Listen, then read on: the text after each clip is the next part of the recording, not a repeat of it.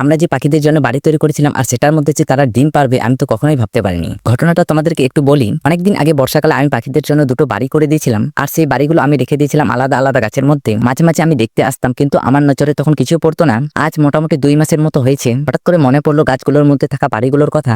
তাই ভাবলাম চলো সেগুলো দেখাই যাক। অনেকদিন পর জায়গাগুলো কিন্তু জঙ্গলে ভরা রয়েছে, কিন্তু করার কিছু নেই, আমাদেরকে জঙ্গলের মধ্যে দিয়ে গাছের মধ্যে উঠতে হলো। গাছে উঠতে বাড়িতে দেখে আমি প্রথমে অবাক হয়ে গেছি। বাড়ির মধ্যে দুটো ছোট ছোট ডিম পাড়া রয়েছে। এটা পাখির ডিম নাকি সাপের ডিম আমি তো ঠিক কিছু বুঝতে পারছি না। তবে আমার মনের মধ্যে একটা আনন্দ ছিল, পাখি অথবা সাপ যেটাই হোক আমাদের তৈরি বাড়ির মধ্যে তো ডিম পেড়েছে। তারপর ভাবলাম দ্বিতীয় বাড়িটার মধ্যেও কি এইভাবে ডিম পাড়া রয়েছে। তাই আমরা সেখান থেকে নেমে অপর বাড়ির মধ্যে রওনা দিলাম। তোমরা হয়তো অনেকে ভাবতে পারো ডিমগুলো আমরা সেখানে রেখে দিয়েছি, কিন্তু সেরকম কিছুই না। এত ছোট ছোট ডিম আমরা কোথায় থেকে পাবো? মুরগি অথবা হাঁসের ডিমগুলো তো বড় বড়ই হয়, কিন্তু আমাদের যে ডিম রয়েছে সেটা কিন্তু অনেকটা ছোট। সেটা কিন্তু দেখতে একটু সাপের ডিম আর পাখিদের ডিমের মতো দেখাচ্ছে। কথা বলতে বলতে আমরা চলে আসলাম দ্বিতীয় পাখির বাসার মধ্যে, মানে পাখিদের জন্য তৈরি বাড়িতে। এখানে উঠে দেখতে পেলাম যে এখানে তারা কোনোভাবে ডিম পারেনি। আর তোমরা কি ভাবছো, এটা পাখির ডিম নাকি সাপের ডিম? কমেন্টে তোমরা সবাই আমাকে জানাও।